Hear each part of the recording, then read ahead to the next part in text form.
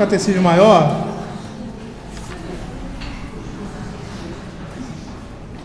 na página 448, pergunta 145, agora na continuação dessa pergunta,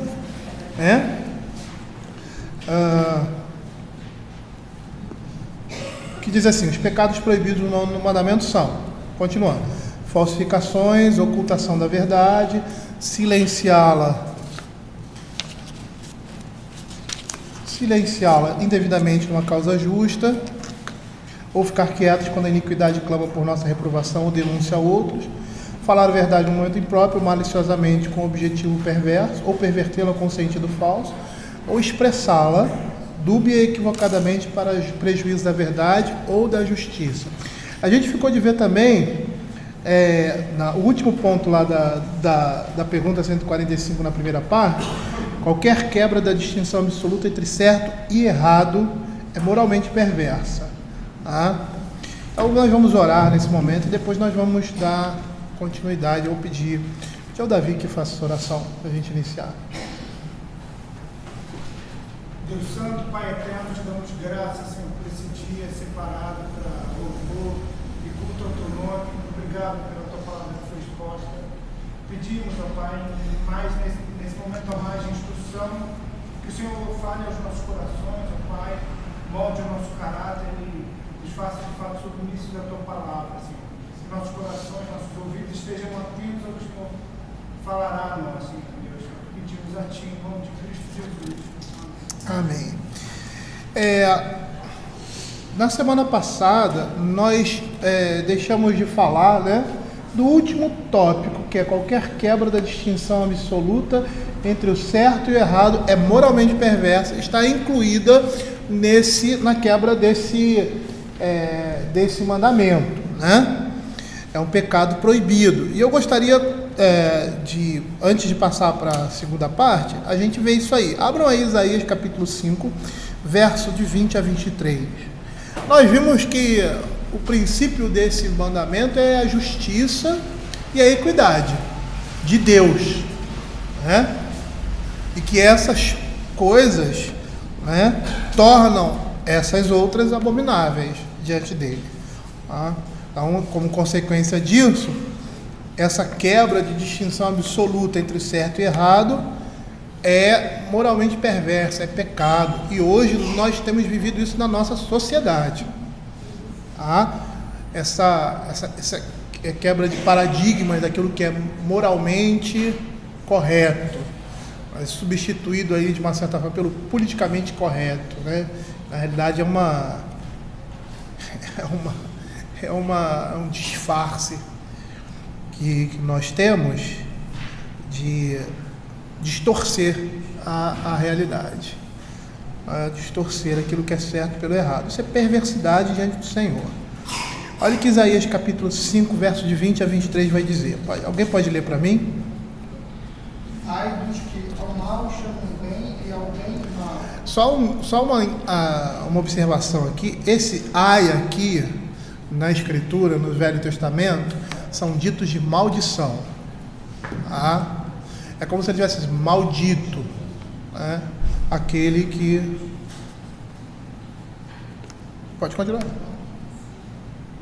Que fazem da escuridade luz e da luz escuridade, põem o amargo por doce e o doce por amargo. Ai dos que são sábios a seus próprios olhos e prudentes em seu próprio conceito.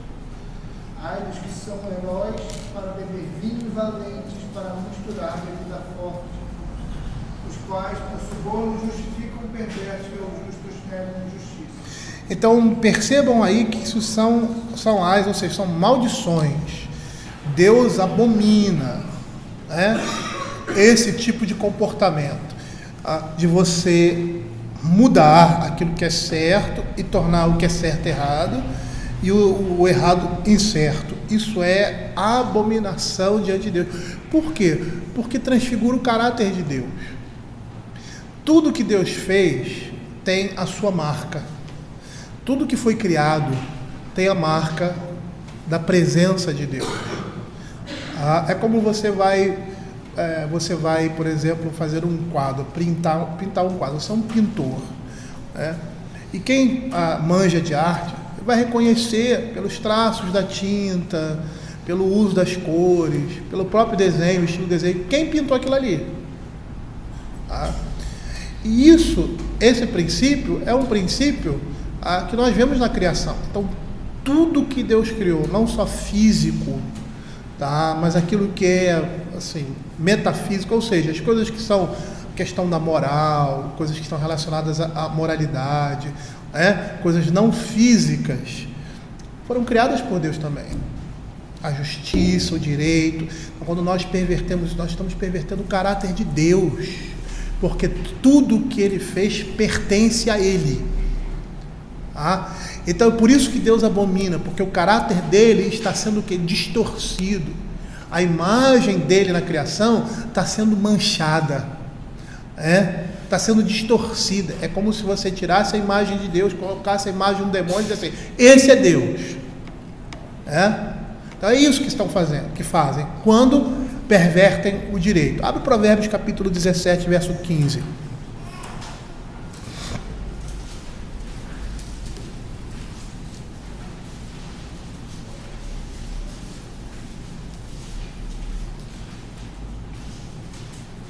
Sabe o que eu me lembrei agora?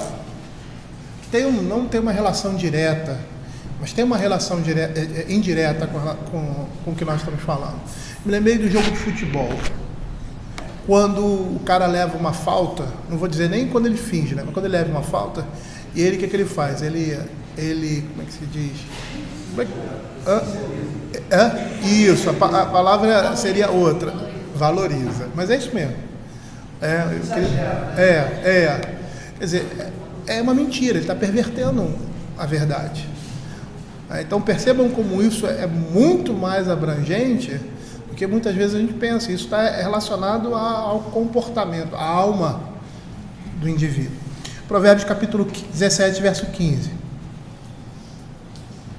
Que justifica o perverso e condena o justo, abomináveis são para o Senhor, tanto um como o outro. Cara, imagina o que isso representa com relação a Deus. Se nós já somos assim, principalmente quando nós estamos envolvidos, quando é um parente nosso, quando é uma pessoa querida nossa, uma pessoa, mesmo que não seja, às vezes a gente vê um filme que tem essas injustiças, você sai irado quando o filme termina dessa forma. Aí você sai irado, por quê? Porque a justiça não se fez. Eu me lembrei de um filme que eu vi, O Vizinho da Rua Arlington, e eu esperava uma continuação desse filme, porque era um professor de uma universidade, que trabalhava com esses eventos de justiça, de essas coisas assim, me esqueci o nome do que seria, mas ações da Polícia Federal e tal com relação ao terrorismo. Ele era um especialista nisso. Aí fizeram uma trama toda no filme, e fizeram um atentado, e ele foi envolvido nisso como se ele fosse o responsável. E no final do filme ele morre. Ele entra lá, não sei se é no Pentágono ou no prédio do FBI, as coisas explodem. Aí a trama foi toda, e ele morre. E você acaba o filme assim. E aí os terroristas vão embora, que era uma família, vão embora. Cara, eu fiquei irado. Eu falei, não, tem que ter um segundo filme. Tem que ter, não, tem que ter. O filho dele está vivo, então vamos fazer uma segunda parte aí que o filho dele descobre e tal. Por quê? Porque Deus nos criou desse jeito, apesar do pecado. A justiça faz parte do caráter de Deus, consequentemente do nosso caráter, por causa da semente religiosa que Ele implantou em nós. E quando essas coisas não acontecem, como você fica revoltado? Agora imagine o Senhor, Criador sobre todas as coisas, aquele que é justiça e que diz que nenhuma injustiça vai ficar sem paga. Nesse mundo as pessoas já recebem, não recebem fisicamente, na sua mente e no seu coração, na sua consciência, não o deixe em paz, mas com certeza ele não vai escapar do mundo por vir. Abra o Amós capítulo 5, verso 7.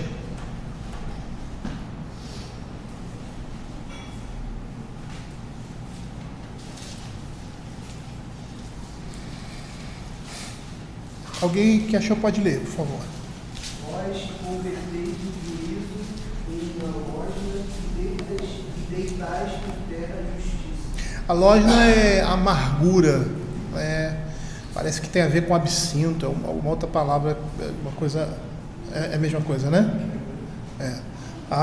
Eu acho que converteis o juízo em amargura e deitais por terra a justiça. Essas coisas são abomináveis ao Senhor. E eu gostaria de fazer a leitura aqui do comentário do Catecismo Maior, no comentário da pergunta 9, com relação à pergunta 145. Ele diz assim: por que chamar o mal de bom e o bom de mal é um pecado especial? Chamar o mal de bom e o bom de mal, e as suas aplicações práticas em tratar os maus como se fossem justos e os justos como se fossem maus, é um pecado abominável, pois equivale a quebrar ou a negar a distinção entre o certo e o errado. A distinção entre o certo e o errado é absoluta e imutável, porque procede da natureza do próprio Deus. Tudo que destrói a distinção entre o certo e o errado é uma negação prática do caráter justo de Deus. Jamais devemos nos esquecer que Deus é absolutamente bom e detesta o mal. É interessante porque quando ontem eu estava falando sobre isso, quando eu estava discorrendo sobre o tema secularismo na igreja. Quando nós nos afastamos da Escritura, nós não conseguimos ver a mão de Deus. Quando a gente se afasta da comunhão com Deus, a gente não consegue ver a mão de Deus nas coisas. Nem ter esperança das injustiças ou das coisas que acontecem nesse mundo. Mas é interessante que quando você se aproxima dele por meio da palavra de Deus, você consegue ver claramente o que Deus está fazendo, a mão de Deus nele, nas nossas vidas, e mesmo que aquilo que esteja acontecendo ali, naquele momento pareça que o pecado está vencendo, que aqueles homens estão impunes, você consegue visualizar o final dessas coisas, porque você tem a palavra de Deus, e você se sente tranquilo com relação a isso, sabendo que a mão de Deus está conduzindo todas as coisas, e no devido tempo Ele vai dar a paga daqueles que se utilizam, se não se arrependerem dos seus pecados, se utilizam dessas coisas e pervertem aquilo que é verdadeiro, que é bom, transformando aquilo que é mal. Acho que essa é uma das piores perversões que o ser humano pode ter na vida, transformar aquilo que é justo em injusto, aquilo que é certo em errado. Vamos passar então já para a segunda parte, como nós falamos lá, falsificações, ocultação da verdade, silenciá-la indevidamente, esses são pecados proibidos no 9º mandamento. Então, eu gostaria primeiro que a gente olhasse lá Jó, capítulo 13, verso 4. Vamos abrir aí Jó.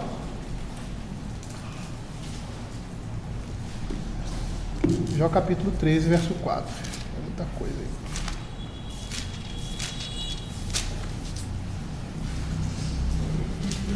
Eu estava lendo um livro sobre Jó muito interessante, que é um livro daquela coleção, o Evangelho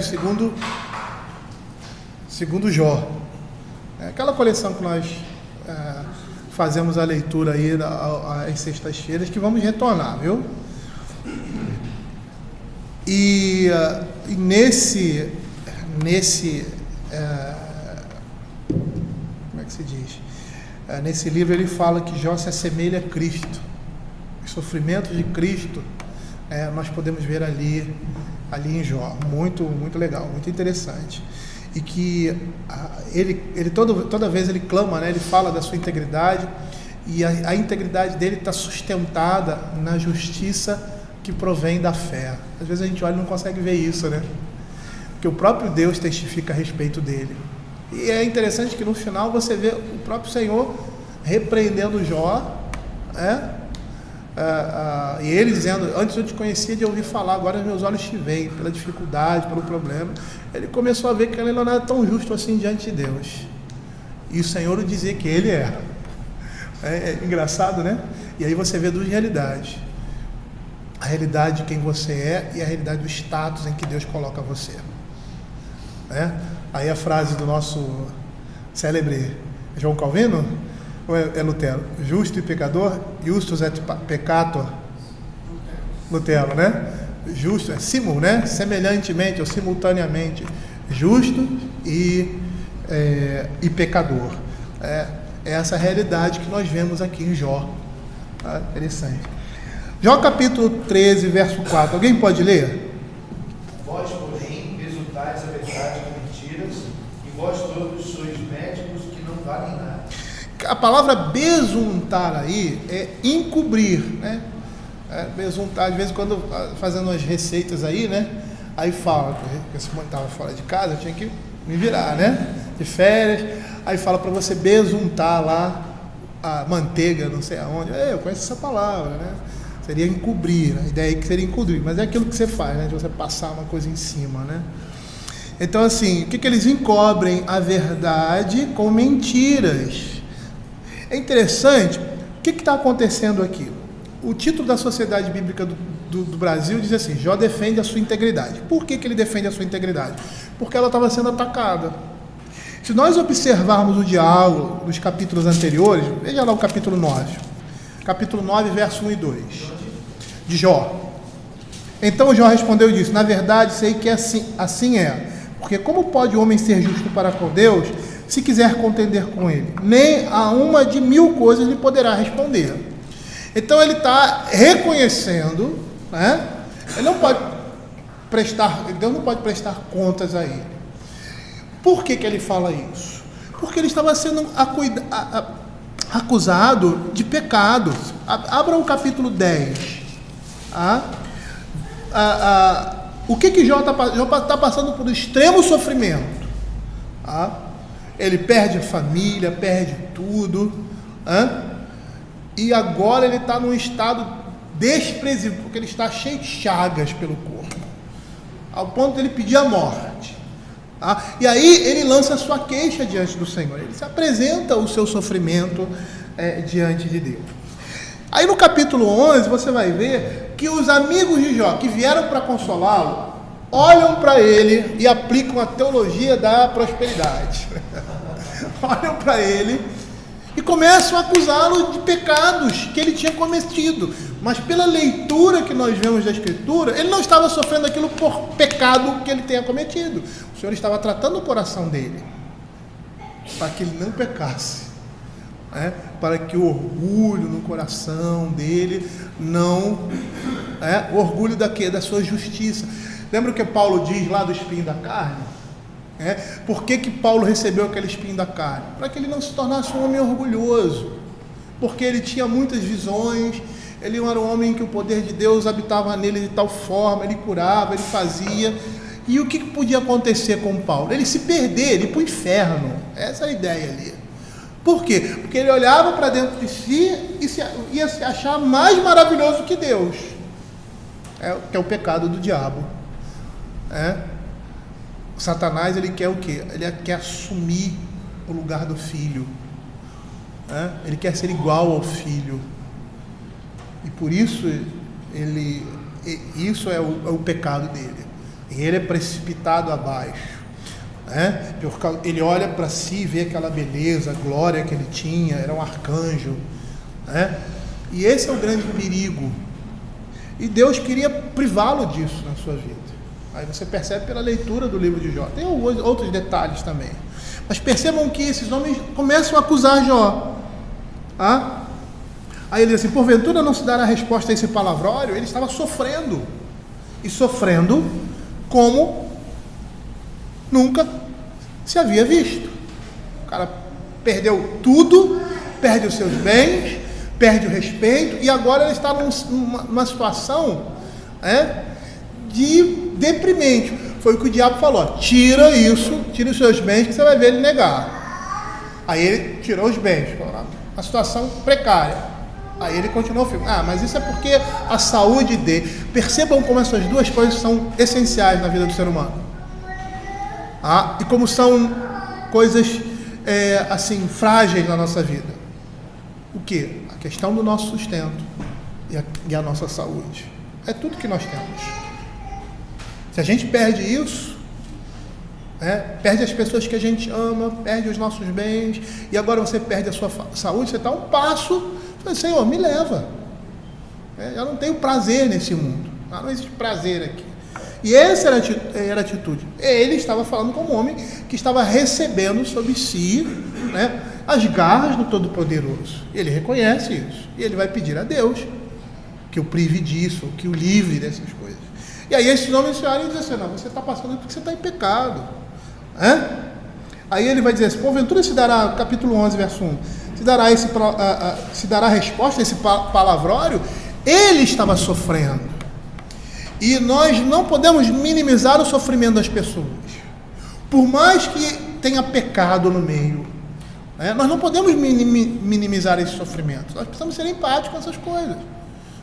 Se há erro, se há uma atitude errada no sentimento, na maneira de sentir isso, nós como crentes precisamos corrigir, meu irmão. Não é assim. Você pode chorar, você pode sentir dor, mas isso aqui está errado. Nós temos que ser empáticos. E aí ele diz assim, acaso tem razão, tagarela? Será o caso das suas parolas fazerem calar os homens?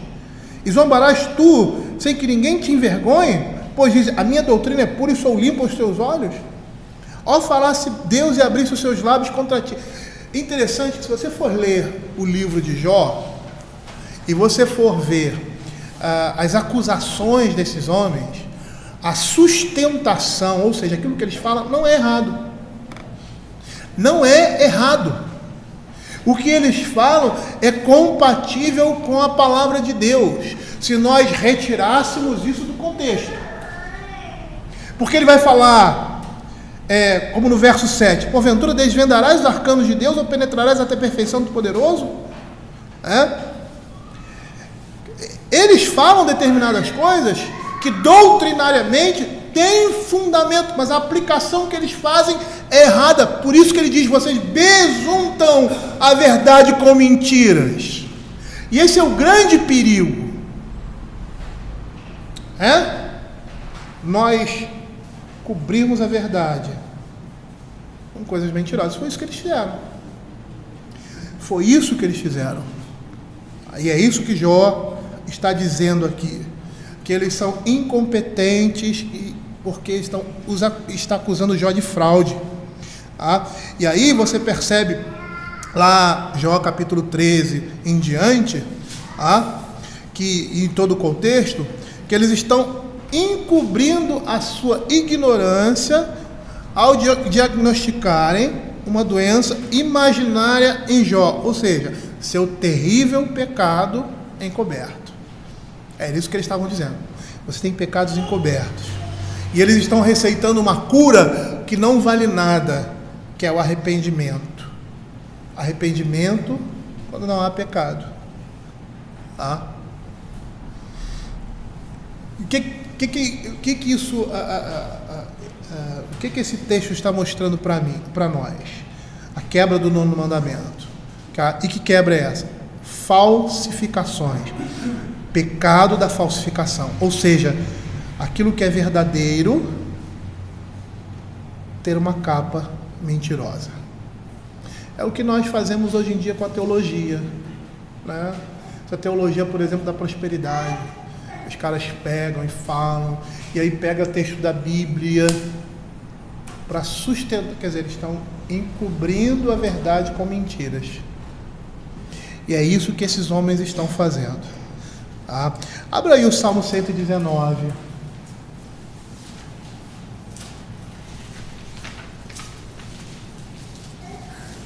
Verso 69.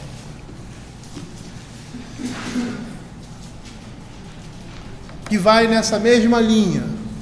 Os soberbos têm forjado mentiras contra mim, não obstante eu guardo de todo o coração os teus preceitos. João Calvino, quando comenta essa passagem, ele diz assim: apesar da interpretação maligna que os perversos faziam de todas as suas atitudes e das tentativas deles, por meio da mentira, desviá-lo de seguir a retidão louvável, o estado de sua mente permanecia inalterado. Os soberbos têm forjado mentiras contra mim, não obstante eu guardo de todo o coração os teus preceitos. E aí ele diz assim: sofremos uma severa tentação quando, mesmo inocentes, somos sobrecarregados com opróbrio e infâmia, e somos não só assaltados por palavras injuriosas, mas também mantidos no ódio do mundo, por pessoas ímpias, motivadas por uma ou outra intenção espúria. Eu estava lendo isso aqui, eu me lembrei da situação que a gente passou aqui recentemente, com a Simone. É esse retrato aqui. Os soberbos têm forjado mentiras contra mim, não obstante, eu guardo todo o coração os teus preceitos. E ainda no comentário de Calvino, ele diz assim: pessoas que de outra forma seriam boas e inclinadas a viver com integridade, ou se tornam desanimadas, ou são grandemente abaladas, quando responsáveis de forma, ou seja, né, devia dar uma outra fala, né? O que acontece com essas pessoas é que aquelas que são boas e inclinadas a viver com integridade, muitas vezes se tornam desanimadas e grandemente abaladas quando são recompensadas dessa forma. Dá um exemplo que a gente viveu lá esses dias aí, né? Tem que ver como é que estava a Simone. Simone estava uma pilha, né? E tal. É um sentimento que a gente tem. Por quê? Por causa dessa inversão de valores. Porque essas pessoas estão nos acusando daquilo que não é verdadeiro, o que é falso, o que é mentiroso. E aí, voltando ainda no comentário de Calvino, ele vai nos exortar a olharmos os exemplos de quem na Escritura? Dos profetas, para que nós não sejamos apanhados pela perversidade dos homens e de não cessarmos de nutrir temor a Deus nessas situações. Por quê? Porque a primeira atitude que nós temos diante de uma situação dessa é revidar na mesma moeda. E apesar de você poder se utilizar de instrumentos que freiem, que responsabilizem essas pessoas dessas atitudes, o cuidado com o coração é tremendo. Por quê? Porque você pode usar a mesma arma, o ódio, e aí Satanás conseguiu o intento dele, tirar a tua paz, fazer com que você peque diante do Senhor. E aí Calvino continuando, ele diz assim: mesmo quando os ímpios conseguem destruir nossa reputação perante nossos companheiros, devemos viver contentes em ter nossa piedade irradiando do tribunal de Deus, embora tenhamos que enfrentar a calúnia dos homens.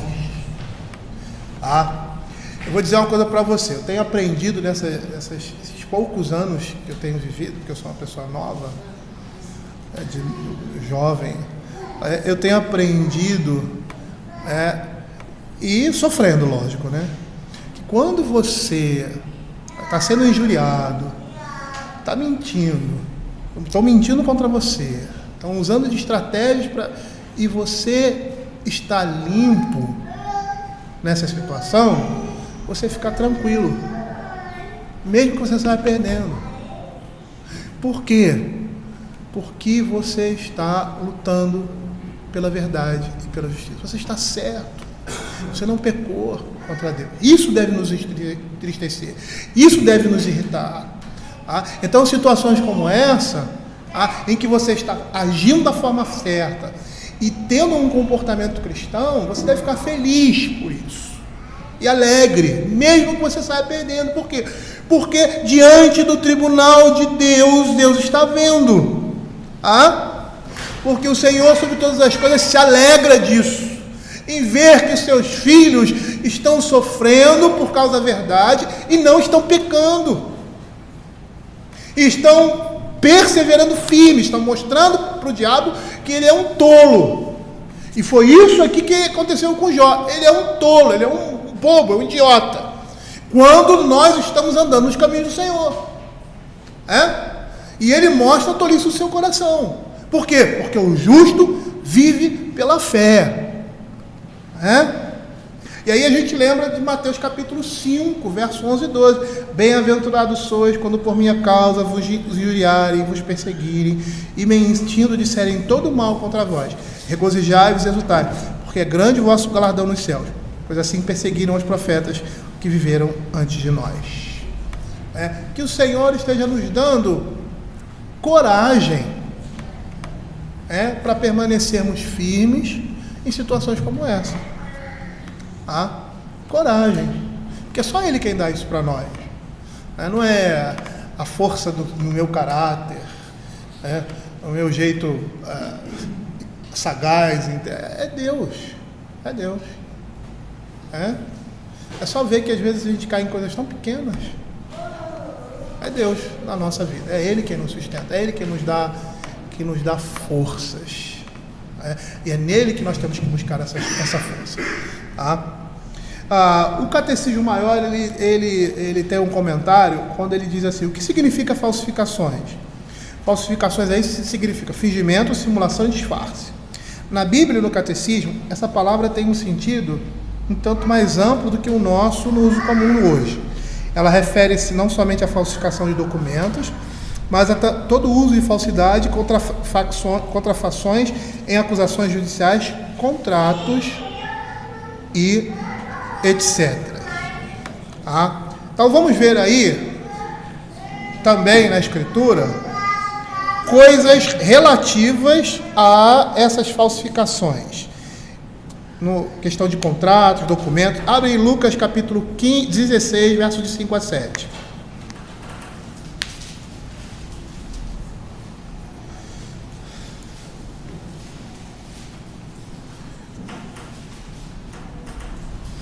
Essa parábola às vezes é um pouco difícil de entender, né? Algumas pessoas dizem: poxa, mas o que está sendo? Deus que está louvando esse tipo de coisa aqui? A gente vai entender, né? Alguém pode ler? Lucas 16, 5 a 7. Tendo chamado cada um dos devedores do seu senhor, disse ao primeiro: quanto deves ao teu patrão? Respondeu ele: 100 carros de azeite. Então disse: toma a tua conta, senta-te depressa e escreve 50.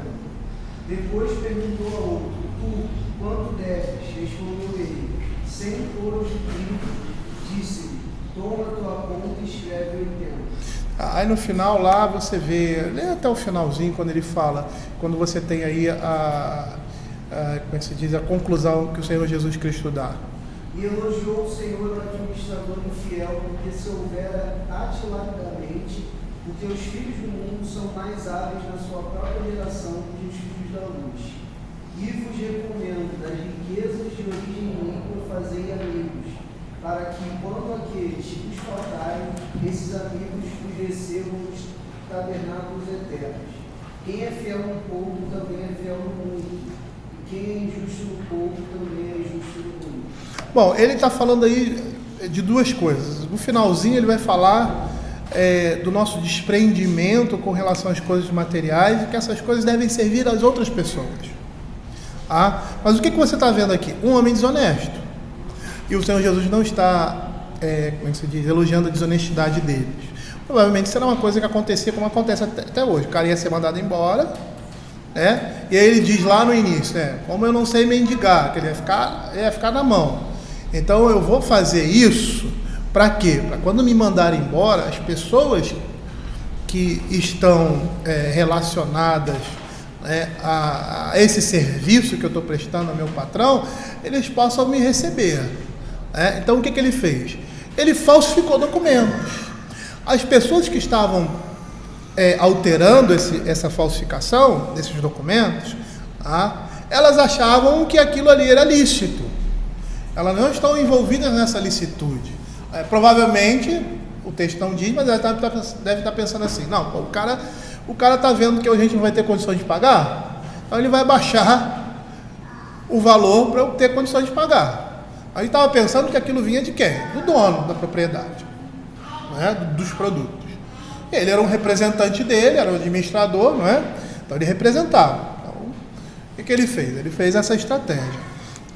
E aqui você está vendo esse tipo de falsificação. É pecado. Ele, na realidade, fez isso e ele pecou contra o 9º mandamento. E o que a gente precisa entender aí com relação ao que o Senhor Jesus Cristo diz, é que ele faz uma comparação, ele louva a perspicácia dele com relação ao futuro. Percebam que ele fala assim, se utilizem das coisas né, que são suas, de forma sábia, que se ele fosse o dono daquilo e fizesse isso, tranquilo, é dele, né? Alguém está me devendo, Luciana, está me devendo 6 panquecas, né? 6 panquecas, viu, Luciana? 6. Aí eu chego para ela lá, Aurélio, não dá, hoje eu quebrei a unha, não vou conseguir fazer as panquecas e tal. Tá bom, Luciana, me dá 3. Você disse 6, mas me dá... É justo, tô brincando aí, né? Mas é justo, né? Fulano tá me devendo tanto. Tá bom, me paga tanto só. É justo. Por quê? Pertence a mim, é meu. Tá? Mas não foi isso que ele fez. Ele fraudou documentos, ele roubou. Por quê? Porque ele estava pensando em exercer essa boa dádiva, né? Para que os outros pudessem o quê? Acolher-o num momento de dificuldade. Não é isso que a gente faz quando as pessoas são solícitas para nós? A gente não nos tornamos solícitos para elas, até muito mais do que éramos, como gratidão. Essa é a ideia aqui. Então, o que o Senhor Jesus está chamando a nossa atenção? Para essa perspicácia com relação ao futuro. Tá? Porque esses homens ímpios demonstram mais sagacidade e astúcia com as coisas desse mundo que os filhos de Deus demonstram em assuntos que afetam a sua salvação. Ele diz, eu vou fazer isso para ser recebido no futuro. Tá? Então é isso que o Senhor está dizendo. É isso que o Senhor está louvando. Por quê? Porque ele está dizendo, os crentes não são assim, eles não estão preocupados, se preparando de tal forma com relação à sua salvação ou com relação às coisas relativas ao reino de Deus. Não estão tendo essa preocupação. E é isso que ele está querendo mostrar aqui. Mas o que temos descrito em Lucas capítulo 16 é pecado. Ele está falsificando documentos. Então ele está quebrando o 9º mandamento. Abram aí Lucas capítulo 19, verso 8.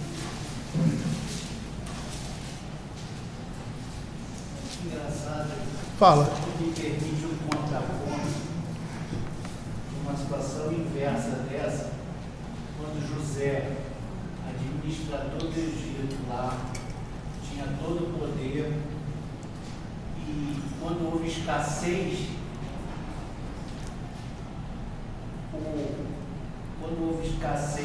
e ele tinha um poder ali no trigo do negócio, em nenhum momento abriu mão de recebê-lo. Quando não tinha dinheiro, foi às terras, e aí você vê a administração correta, que o indivíduo pagava. Não era dele, né? Ele tinha que pagar pelo alimento. Mas em nenhum momento você vê uma frouxidão de José no texto, dizendo que ele aliviou em função de receber a paga por aquilo que ele estava vendendo. É mesmo porque, em primeiro lugar, não era dele, era de Faraó. E em segundo lugar, o que ele faz, por causa disso, ele é amado por todo o Egito. Não somente por aqueles que a casa de Faraó, como aqueles que iam buscá-lo. Porque sabiam que eles iam chegar lá, iam cobrar, e eles iam receber. Ele foi um homem, assim, louvado por causa disso. Né? Assim, se você parar para ver, ele foi bem generoso. Porque mesmo depois que ele compra todas as terras, o que ele recebia como se ele estivesse arrendando aquela terra era 20% só da produção do que aqueles homens que venderam a terra para ele. Falaram, então você me dá a terra vai vir, e você continua vivendo, produzindo nela, e que vier 20% é meu. Uma comparação onde a gente paga quase 40% de imposto, então tudo que era sua. Então a coisa dele é como só 20%. Então, assim, por mais que ele não tenha deixado de cobrar, não acerta. Não houve exagero. Ele comprou de você mesmo, ele comprou a terra, primeiro pagou, depois ele comprou a terra, depois ele comprou as pessoas que eram possível na terra. E mesmo assim ele dava liberdade, deixou a taxa cobrada em cima, não era absurda. É porque com isso a sociedade se desenvolve, né? Se ele quisesse acabar com aquela sociedade, ele faria isso. Aí ia acabar, ia trazer miséria, ia trazer as pessoas da alta sociedade, seriam os últimos a serem atingidos, mas seriam atingidos. entendeu? Não tem jeito. Uma coisa que nós precisamos entender é que nós vivemos numa sociedade, sempre foi assim, global. O que a gente faz aqui afeta lá o Japão. O que nós fazemos aqui afeta o mundo todo, sempre foi assim. Nós precisamos entender dessa forma. Porque se nós não entendermos isso, nós vamos criar um buraco. Um buraco social, um buraco econômico, um buraco... Todo tipo de caos. Porque nós estamos ligados. Todos nós estamos ligados. Então, às vezes a bolsa lá do sei da onde, lá de Tóquio cai, o negócio aqui é afetado. Por quê? Porque é assim. Então, se você quiser exercer tirania e um governo tirano, ou um governo autoritário, você vai ter benefícios, mas esses benefícios não serão perenes. Eles vão acabar. Não tem jeito. E você vai ser afetado. Uma coisa que eu sempre falava, há uns anos atrás, com relação às favelas aqui do Rio, ao tráfico, que lá na Zona Sul, há muito tempo atrás, eles nem se preocupavam, deixavam a coisa rolar aqui. Eu sempre falava, isso vai afetá-los. Os ricos que estão lá, que não sabem há 20, 30 anos atrás o que era isso, por menor que estivesse, mas que já existia, eles fingiam que as autoridades que não existia nada, deixa lá na Zona Norte, deixa para lá, eles que se virem. Dava um paliativo aqui, um paliativo. Hoje o que está acontecendo? Não é só o Rio de Janeiro, mas o Brasil todo está sofrendo isso. Por quê? Por causa desse princípio. Então não adianta você, vou tratar aqui a Zona Sul, vou tratar aqui esse bairro, essas pessoas e tal, e vou esquecer os outros. Você vai ser afetado. Aquilo ali não vai ser algo perene. Seus netos não vão usufruir do que você está usufruindo hoje. Por quê? Porque você não está se preparando para o futuro, você está esquecendo aquilo lá. Isso é básico. Mas, bom. Lucas capítulo 19, verso 8. E a gente vai parar por aqui. Diz assim: Entremente, Zaqueu se levantou e disse ao Senhor: resolvo dar aos pobres a metade dos meus bens, e se em alguma coisa tenho defraudado alguém, restituo 4 vezes mais. Defraudar aqui no original significa acusar injustamente, caluniar e extorquir. Como é que é acusar e caluniar, extorquir? São duas coisas totalmente distintas. Isso é uma coisa interessante, muito interessante na língua, principalmente na história das línguas antigas. Hoje nós temos as línguas modernas. As línguas modernas é o português, o espanhol, o inglês. Eu poderia citar muitas outras aí. Naquela época, você tem as línguas antigas. E a maneira de você retratar a realidade, como é hoje também, é completamente diferente. Às vezes você tem palavras que são representações físicas de determinados comportamentos. Tem uma palavra, se eu não me engano, no latim, que significa orgulho ou jactância, alguma coisa assim, que é a ideia, a descrição de alguém que está com o nariz em pé. Eu não sei se é essa palavra, mas é uma palavra que está relacionada, não lembro agora. E muitas palavras de línguas antigas representavam determinados comportamentos. Por isso que às vezes você não... Poxa, mas o que isso tem a ver? Por quê? Porque geralmente a acusação e a calúnia vinha por meio da extorsão. Então, por isso que essa palavra no original aqui, sucofantel, significa acusar injustamente, caluniar e extorquir. Em Atenas, sucofantia eram aqueles classificados, cujo negócio consistia em passar informações contra alguém que era surpreendido exportando figos da Ática. E como parece que algumas vezes esses extorquiam dinheiro daqueles que eram relutantes em serem expostos. E o nome desses era sucofantes. E Aristófanes, ou seja, de Aristófanes em diante, ele era um termo geral que designava opróbrio, com um aspecto de uma pessoa que acusa de modo vil e ordinário para ter lucro. Então essa é a ideia aqui de defraudação.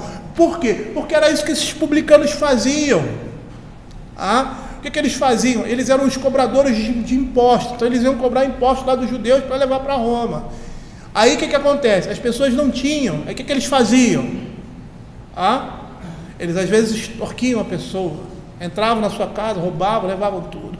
Se fossem pessoas que têm escravos, que têm posse, eles chamavam os escravos e faziam com que esses escravos mentissem ou denunciassem o seu senhor por causa de dinheiro. Eles recebiam esse dinheiro e repassavam para Roma. Eles roubavam de um lado e do outro. Quando repassavam, não repassavam o valor total. Então esses eram os publicanos, os cobradores de imposto. E Zaqueu era um homem que cometia esse tipo de coisa, tanto que a sua fortuna dependia disso. Ele dizia: resolvo dar aos pobres a metade dos meus bens, e se em alguma coisa tenho defraudado alguém, restituo 4 vezes. Aí o Senhor Jesus diz a respeito dele: houve salvação nessa casa. Se a gente comparar ele com o jovem rico, se vê uma diferença discrepante. Ele reconhece o pecado dele e se dispõe a se desfazer daquilo que ele tinha por amor ao Evangelho. Isso aqui é pecado contra o nono mandamento. Não está relacionado à fala, mas está relacionado ao quê? Fingimento, simulação, disfarce, ocultação de documento, adulteração de documento. Tudo isso é quebra do nono mandamento. Alguém quer falar alguma coisa? Daniel? Quer falar, Daniel? Pode falar, agora já pode falar. Não, Daniel não quer falar nada. Então vamos orar para nós terminarmos, e a próxima semana nós continuamos com a ocultação da verdade e o silêncio indevido em uma causa justa. Vamos orar. Vou pedir ao Lucas para orar para nós terminarmos aí a nossa escola dominical. Senhor Deus, Pai amado, te agradecemos, Senhor, por essa manhã de discussão, essa manhã, Pai, que podemos vir à tua casa, sermos instruídos na tua sabedoria, Pai. Podemos ver, Pai, por mais da tua glória, da tua santidade, da tua justiça. Pedimos que essas verdades adentrem o nosso coração, Pai, e façam parte de nós, Pai, que possamos praticá-las diariamente, para que possamos assim honrar e glorificar o teu nome, Pai. Pedimos, ó Pai, em especial, Senhor, que vimos agora há pouco, Pai, possa ser fixado nas nossas mentes e nos nossos corações, Pai, que possamos sempre falar a verdade, Pai, agir de modo digno, Senhor, do teu Evangelho, e não só falando a verdade, Pai, mas também falando ela, Pai, com a motivação correta, na maneira correta, Pai, para que possamos dessa forma glorificar a teu santo e excelso nome de todo mundo. Nos dá a vontade de descanso, nos traz de volta para casa, que possamos ser, Pai, mais uma vez à noite, instruídos na tua sabedoria e na tua santa palavra, Pai. É isso que nós pedimos, gratos pelas tuas misericórdias e pelas tuas bondades nas nossas vidas. Em nome de Cristo Jesus, nosso amado Salvador. Amém. Aguardo os irmãos mais à noite. Fiquem com tudo.